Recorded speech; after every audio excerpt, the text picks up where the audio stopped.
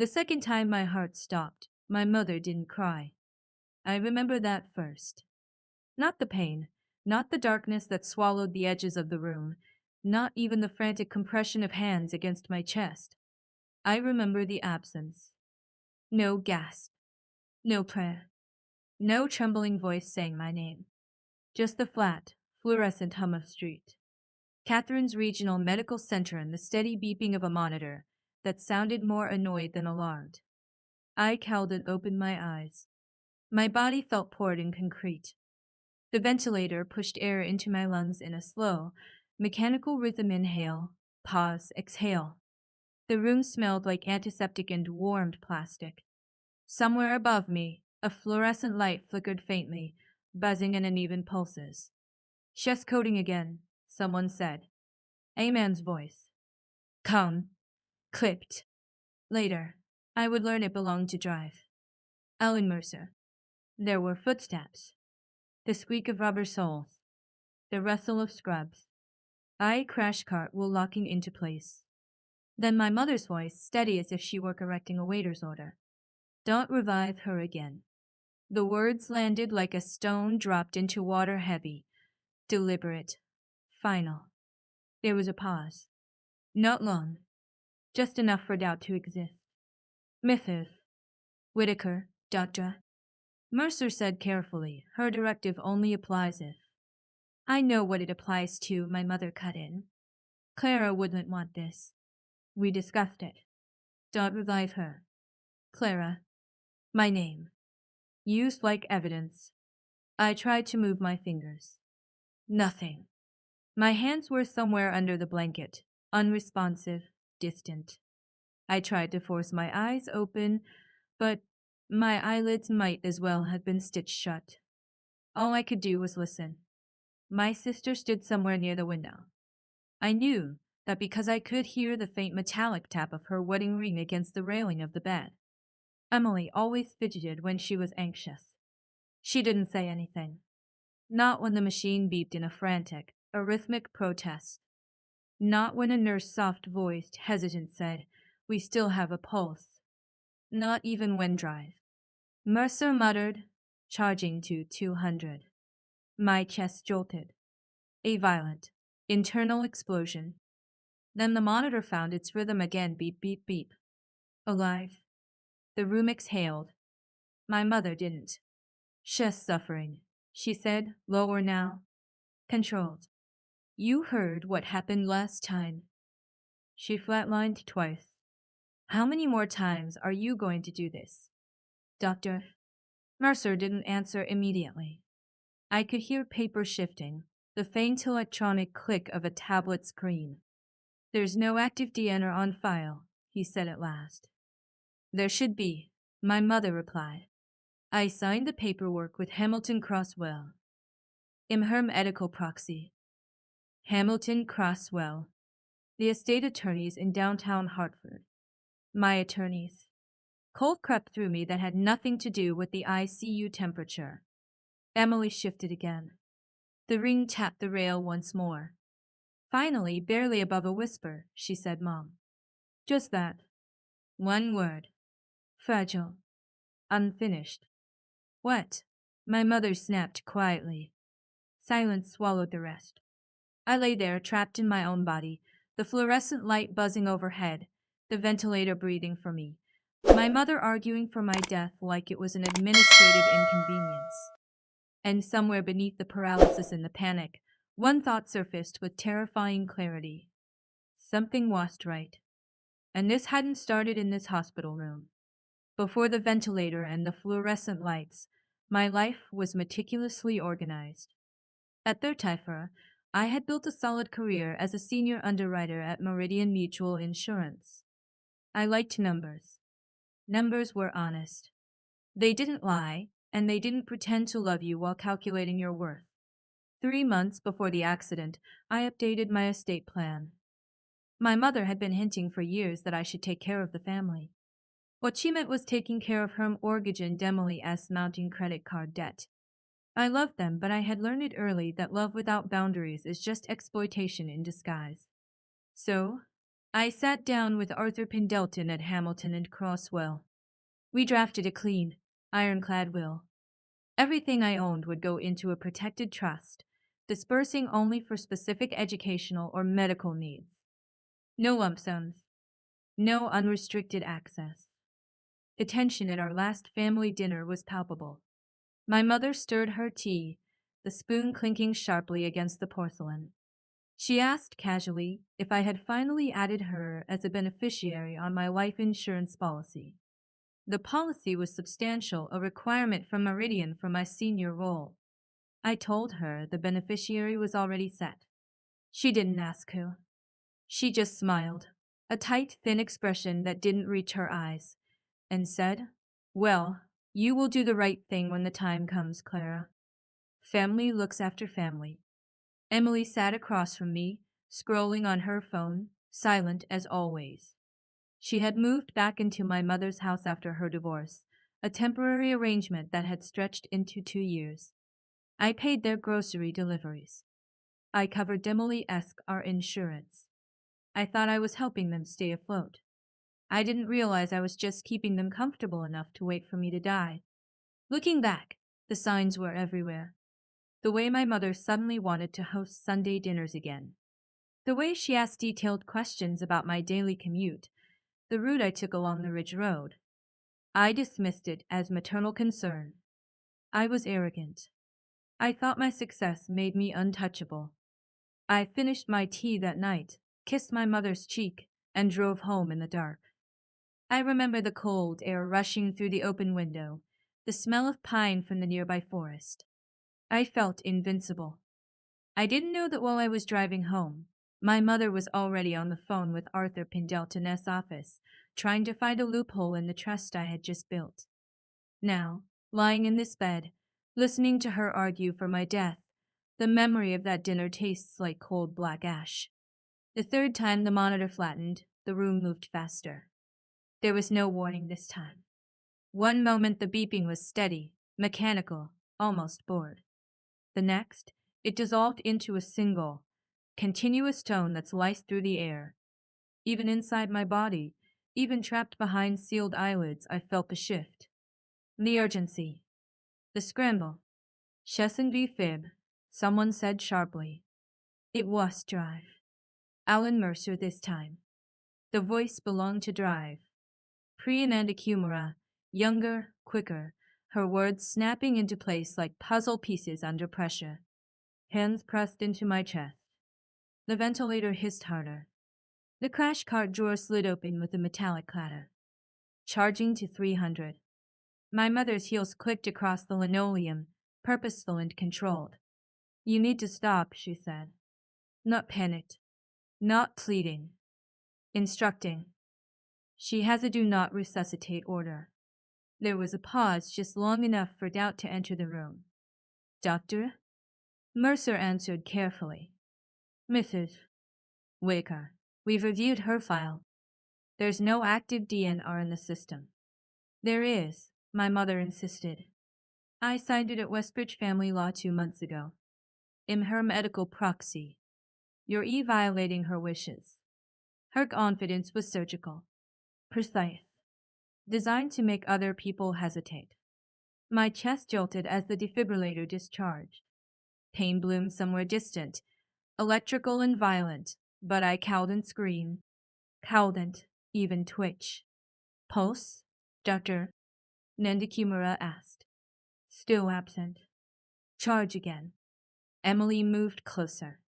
I could hear the faint rasp of her breath near my left side. She had always breathed through her mouth when she was nervous. "Mom," she whispered, barely audible over the chaos. "Are you sure that's—" "Yes," my mother cut in, sharper now. "It's exactly what Clara wanted. Wanted. As if I had rehearsed my own ending. Another shock. Another violent snap inside my ribs. Then beep. Beep. Beep. The rhythm returned, fragile but undeniable. "Chest-back," a nurse said, relief spilling into her voice. "Doctor?" Mercer exhaled slowly. We're not terminating resuscitation without verified documentation. I told you I have it. My mother snapped. It's in my purse. There was rustling. The faint zipper of leather opening. Paper sliding free. What my mother didn't know was that the hospital had already scanned the original document. I had signed a healthcare proxy 3 years ago at Hamilton and Crosswell. It authorized her to make treatment decisions not to end my life. I remembered Arthur Pendleton explaining it clearly in his office overlooking Main Street. There had been no DN or clause. Doctor, Mercer spoke again, lower this time. This copy doesn't match what's on file. Silence. Then Emily, barely above a breath, Mom, that's not the one she signed. The room stilled in a way that had nothing to do with my heartbeat. And somewhere beneath the confusion, I understood something terrifying. This wasn't a misunderstanding. It was preparation. They moved me back into a fragile rhythm, but the real tension shifted to the paper in my mother's hand. I couldn't see it, but I could hear thick cardstock, not standard hospital stock. A single sheet, maybe two. The sound of something prepared, not printed at a nurse's station in a hurry. Dr. Alan Mercer cleared his throat. This document is dated March 12th. That's correct, my mother replied smoothly. We finalized it at Westbridge Family Law. March 12th. I was in Seattle on March 12th, presenting underwriting projections at the Meridian Mutual Insurance Regional Summit. I had the keynote slot. I remember because my assistant, Rachel Kim, had joked about how I finally looked like someone who owned her own future. There's a discrepancy, Doctor, Mercer said slowly. The healthcare proxy we scan into our system is dated April 7th of 3 years ago. This form references an amendment. Yes, my mother said quickly.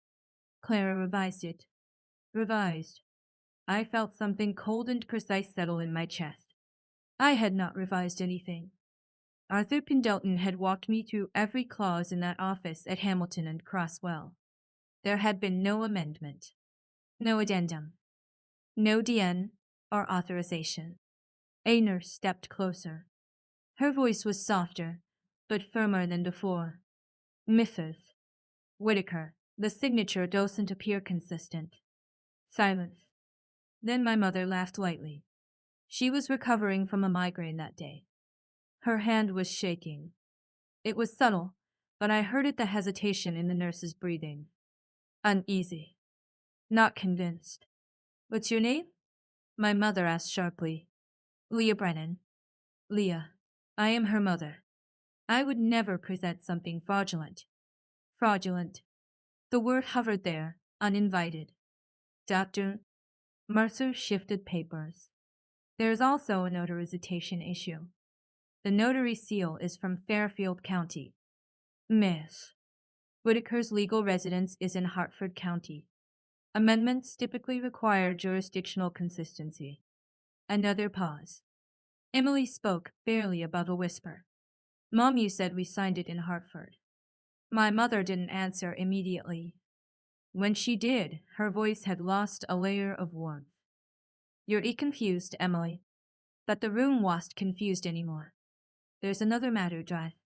Mercer added carefully. According to her file, Ms. Whitaker's life insurance policy through Meridian Mutual includes an enhanced payout clause that expires at midnight on September 30th. That's in for days. For days. If she were to pass before that date, he continued, the disbursement would be significantly higher. The air changed. It wasn't about compassion. It wasn't about suffering. It was about timing. My mother's silence stretched too long. Suspicion wasn't a feeling anymore. It was structure, timeline, jurisdiction, money.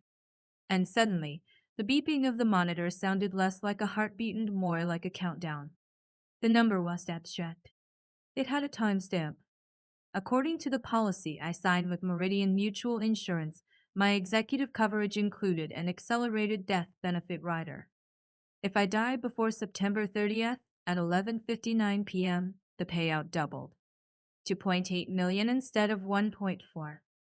The clause had been designed as corporate security, a way to protect the firm from sudden loss of senior leadership. Now it was a ticking clock above my hospital bed. Her birthday is Friday, my mother said quietly, but I heard it. The trust does invest until she turns 35. Doctor. Mercer responded carefully. Yes. According to the documents provided by Pendleton Reeves, the Whitaker family trust activates in 72 hours. 72 hours. If I survived until then, the assets would shift into a restricted vehicle. No direct beneficiary access. No lump sum disbursement. Arthur Pendleton had explained it clearly. The trust was structured to protect me from external pressure. External pressure. My mother's breathing changed. Sharper. Controlled. Her investments are already frozen, she said. She can't manage them like this. That was concern. It was calculation. I knew about her finances. I had reviewed them myself after she refinanced the house through Brookfield Community Bank last winter. The mortgage was underwater. Emily's divorce settlement had drained whatever savings they once had. Credit cards were maxed. To personal loans through Harbor Line Financial Services. I had paid the minimum balances twice. I thought I was being generous. Now I understood I was being measured. Midnight on the 30th, my mother repeated softly, not to the doctors, to herself, counting. For days until the insurance rider expired. 3 days until the trust locked. 2 separate deadlines intersecting in the same hospital room. The ventilator continued its steady rhythm. Inhale. Pause. Exhale. The machine didn't care about dates. But my mother did. And somewhere near the window, I heard Emily's breathing shift faster now, uneven. The metallic tap of her ring stopped. She wasn't counting anymore. She was realizing. The room was quieter that afternoon. No doctors. No legal debates. Just the soft hum of the ventilator and the rhythmic pulse of the monitor, measuring my survival in green lines. The blinds were half closed, cutting the sunlight into thin stripes across the ceiling. Emily came in alone. I knew it was her before she spoke. The faint scent of her jasmine perfume lingered near the left side of the bed. She pulled the vinyl chair closer, the legs scraping softly against the tile. For a long moment, she didn't say anything. Then she exhaled. This isn't what we agreed to. The words were barely audible, but they hit harder than the defibrillator had. I tried to move. Nothing responded. Emily leaned closer. I could hear the fabric of her sweater brush against the railing. Mom said it would look like an accident, she whispered. Just a bad break line. I warned parts. That's what Caleb said, right? That it wouldn't be obvious. Caleb Morrow owned Morrow's Auto Service on Pine Street. He had serviced my car twice in the last year. Once for routine maintenance. Once after my mother insisted I should just have everything checked. My chest felt tight, even with the ventilator breathing for me. She said you wouldn't feel anything, Emily continued, her voice shaking now. That if something happened on Ridgeway Pass, it would be quick. And if it didn't, she swallowed. The hospital paperwork would take care of the rest. Paperwork. Not grief. Not loss. Paperwork.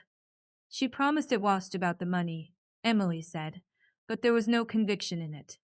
She said it was about fairness. About how you shut us out with that trust of Pendleton Reeves. About how you left us with nothing. Nothing. I had paid their bills. Covered their groceries. Sent money to Brookfield Community Bank to keep the foreclosure notices away. 2.8 million, Emily whispered. That's what she told me it would be if it happened before the 30th. Enough to clear the house. Enough to fix everything. Fix everything. The monitor continued its steady beep. Calm. Indifferent. I didn't think she'd push for the DNR, Emily said, her voice cracking. I thought if you survived, she'd stop. I didn't know she'd. Her words broke apart. She stood abruptly, chair scraping again. For a moment, I felt her hand hover above mine, not touching. Not quite. I'm sorry, Clara, she whispered. Shock had already passed. What settled in its place was something colder. Confirmation. This wasp desperation. It was design. And just outside the slightly open door, rubber soles paused on tile. Her name was Leah Brennan, and she had been a registered nurse at Street Catherine's Regional Medical Center for 22 years. She didn't rush. She didn't gossip. And she wrote everything down. At 10:14 p.m., she noted the time my mother re-entered the room. At 10:16, she documented the presentation of the revised DNR form. At 10:19, she wrote signature discrepancy observed. Leah didn't argue. She didn't accuse. She simply observed.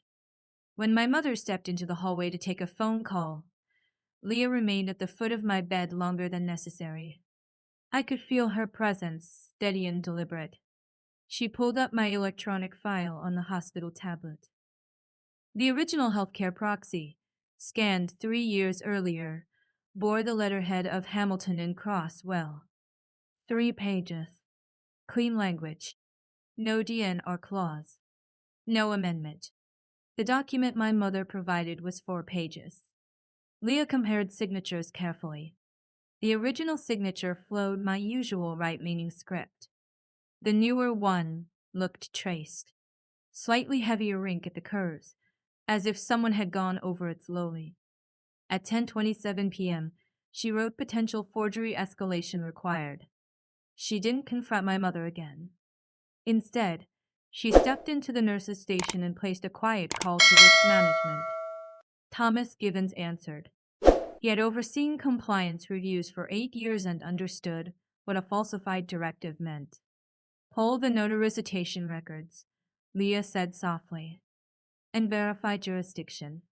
Within minutes, Thomas confirmed the seal belonged to a notary whose commission had expired 6 months ago. Leah returned to my room without announcing any of it. She adjusted the IV line, checked the ventilator settings, and leaned slightly closer. You're not as alone as she thinks, she whispered, so faintly I almost questioned whether it imagined it. Hope didn't arrive loudly. It didn't storm in with sirens or raised voices. It entered quietly in ink and timestamps and expired commissions. And somewhere down the hall, a phone began to ring, one that didn't belong to my mother. He arrived at 8:40 to the next morning. Arthur Pendleton did not rush into rooms. He entered them deliberately, as though the air itself had signed a contract with him. I could hear the polished rhythm of his shoes against the hallway now before I heard his voice. Good morning. I'm Arthur Pendleton, legal counsel for Clara Whitaker. My mother responded first. This is a private medical matter. It became a legal matter when a forged directive was presented to hospital staff, Arthur replied evenly. There was a silence that felt different from the others.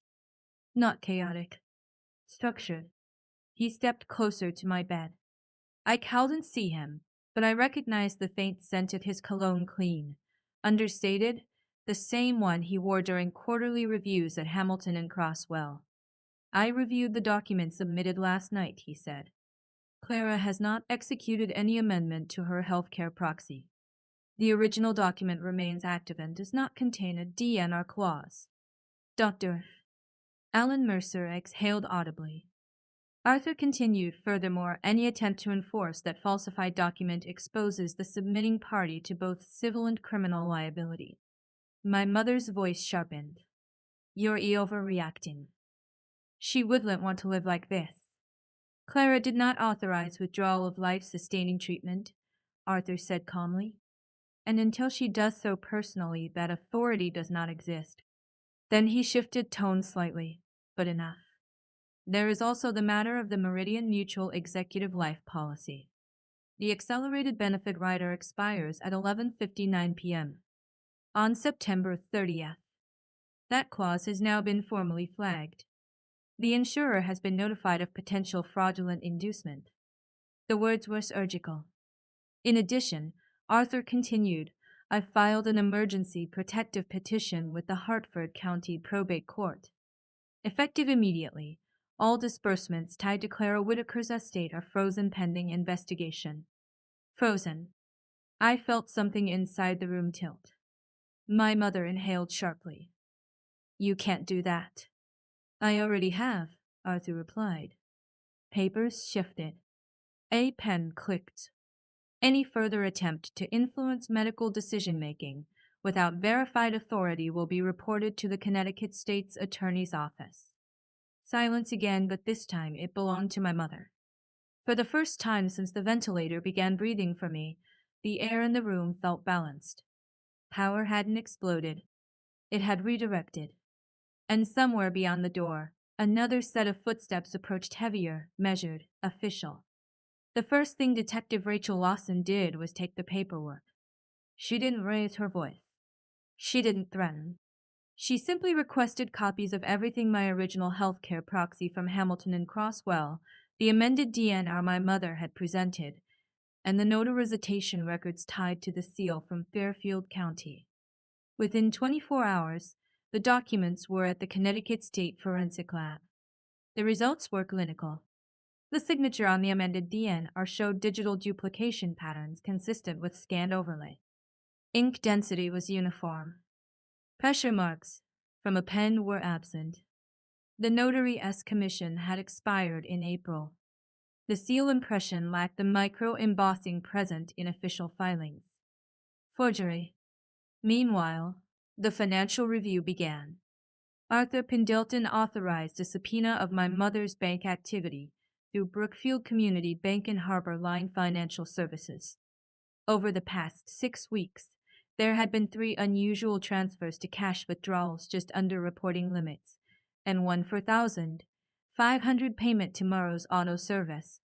Caleb Morrow's statement came quickly.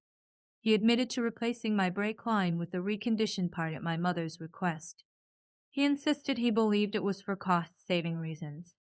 The mechanic's invoice, however, showed the removal of a fully functional hydraulic line days before my accident on Ridgeway Pass. At the same time, detectives retrieved Emily S. phone records. Text messages between her and my mother were unstemmed 3 days before my accident. Mom, it has to happen before the 30th. Emily, what if she survives? Mom, that's what the directive is for. There was more. Hospital security provided hallway audio from the evening Emily had been alone in my room. The door had not fully latched. Her whisper to .8 million had been captured faintly but clearly enough. Each piece alone might have been doubt. Together, they were architecture. By the time Detective Lawson returned to Street, Catherine's Regional Medical Center, the case was no longer theoretical. It was procedural.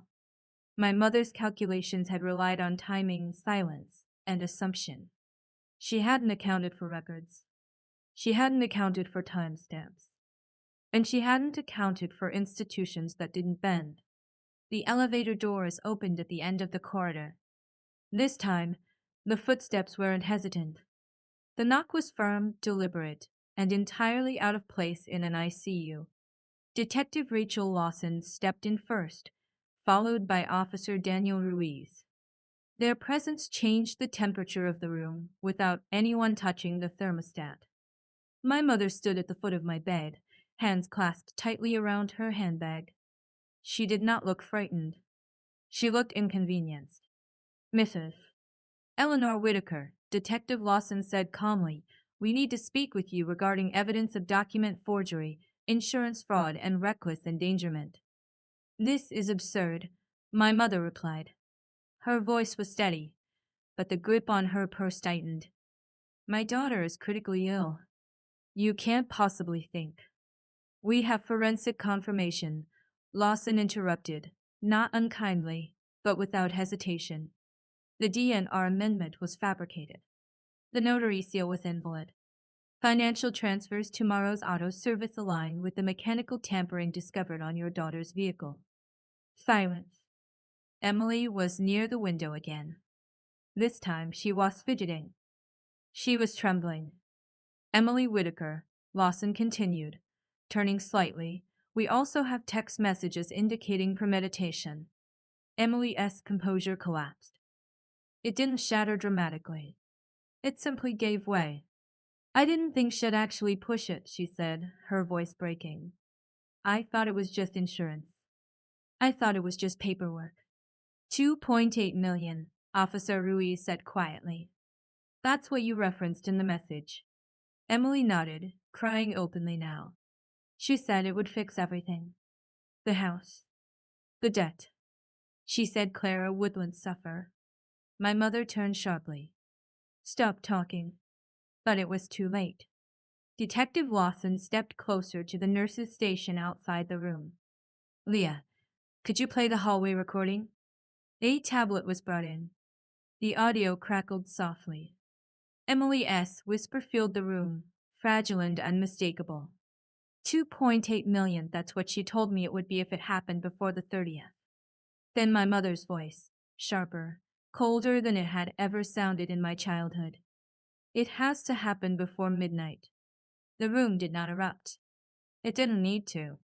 The monitor continued its steady beat. The ventilator exhaled on schedule. My mother looked at the screen as if it had betrayed her. Your eat was in context, she said finally, but the certainty was gone. You don't understand family dynamics. I understand intent, Lawson replied. Officer Ruiz stepped forward. Mrs. Whitaker, you are under arrest for attempted murder, insurance fraud, and forgery. The words were clean. Procedural. Final. Handcuffs clicked softly, metal against metal. Not dramatic, not loud. Just definitive. Emily sank into the chair, sobbing into her hands. For the first time since the ventilator began breathing for me, I felt control return, not physically, not yet, but structurally. My eyelids, heavy and reluctant, responded to something deeper than muscle. I opened them. The fluorescent light stabbed at my vision. Shapes blurred, then sharpened. My mother saw me first. Her face drained of color in a way I will never forget. Doctor. Alan Mercer stepped forward instinctively. Clara? Can you hear me? I didn't speak. My throat was too raw, too newly reclaimed. But I looked directly at my mother. And she understood. The woman who had counted down my death watched me blink once, slowly, and in that single movement, every calculation she had made collapsed. The room did not cheer. It did not gasp. It simply went silent. The charges were filed within 48 hours. Attempted murder, insurance fraud, forgery, conspiracy. Eleanor Whitaker was transferred to Hartford County Correctional Center before the week ended. Detective Rachel Lawson moved efficiently. She had built the case like a ledger: dates, transfers, signatures, timestamps. There was no drama in the paperwork, just evidence. Meridian Mutual Insurance initiated its own review the same day. Once the forensic report confirmed document falsification and mechanical tampering, the accelerated death benefit rider was formally voided under the fraud exclusion clause. The 2.8 million my mother had counted on evaporated in a single legal paragraph. Brookfield Community Bank froze her accounts pending litigation. Harborline Financial Services called in the outstanding personal loans. The mortgage refinance unraveled. The number she had chased for months turned against her in less than a week. The Whitaker Family Trust, drafted through in Dalton Reeves, activated exactly as designed when I turned 35. The assets transferred into the protective vehicle at midnight, untouched, insulated. Arthur Pendleton sent a brief email confirming vesting. No embellishment. No emotion. Just confirmation. Emily accepted a plea agreement 3 months later. Accessory to fraud and reckless endangerment. 3 years of probation, mandatory restitution, and testimony against our mother in exchange for avoiding incarceration. She stood in the courtroom and cried while reading her statement. I listened without expression. Justice did not roar. It moved quietly, through motions filed and clauses enforced. And for the first time since the accident on Ridgeway Pass, I understood something clearly. Survival was luck. It was documentation. The next battle would not be legal. It would be physical. 6 months after the ICU, I relearned how to walk in a room that smelled like lemon disinfectant and rubber mats. The physical therapy clinic on Willow Street had wide windows and motivational posters no one believed in. My therapist, Daniel Cortez, counted each step as if it were a transaction that had to clear properly. 1, 2, 3. My legs shook at first. My balance felt unreliable, like the ground might negotiate with gravity at any moment. Healing was dramatic. It was repetitive. Emotionally, it was the same. Arthur Pendleton handled the remaining probate filings. Detective Rachel Lawson closed the case with a brief phone call confirming sentencing dates. The legal world moved on. The headlines faded. Then Emily S. letter arrived. It was addressed in her careful, looping handwriting. She wrote from a rented apartment in New Haven, where she had started working part-time at Shoreline Bookstore. She apologized. Not strategically. Not defensively. She wrote that she had mistaken desperation for loyalty and fear for love. I read it once. Then again. Forgiveness is not a reflex. It's a decision. And some decisions require time I did not yet have. I folded the letter neatly and placed it inside a drawer. I did not respond. Outside my window, the late autumn light settled over the trees on Ridgeway Pass. The road looked quiet from a distance. So did my life. But this time, the silence was dangerous. It was mine. The second time my heart stopped, my mother didn't cry. I think about that sometimes, not with anger, not even with bitterness. Just clarity. They told doctors not to revive me. They counted deadlines. They calculated payouts. They measured my life in clauses and calendar days. But I did revive. Not because of luck. Not because of fate. I revived because systems held. Because Leah Brennan wrote down timestamps. Because Arthur Pendleton read every line. Because Detective Rachel Lawson believed records over rhetoric. And because, somewhere inside my own silent body, I refused to disappear quietly. I Dr. Path Street, Catherine's Regional Medical Center occasionally. The building looks ordinary from the road. Fluorescent lights behind square windows. Nothing dramatic. Nothing cinematic. Most endings aren't loud. They're procedural. They're quiet signatures. Expired seals. Locked accounts. They're mornings where you wake up and realize your heartbeat belongs only to you. They tried to end my story before midnight. Instead, they gave me something else entirely. Proof that survival is not noise. It is structure. And I am still here.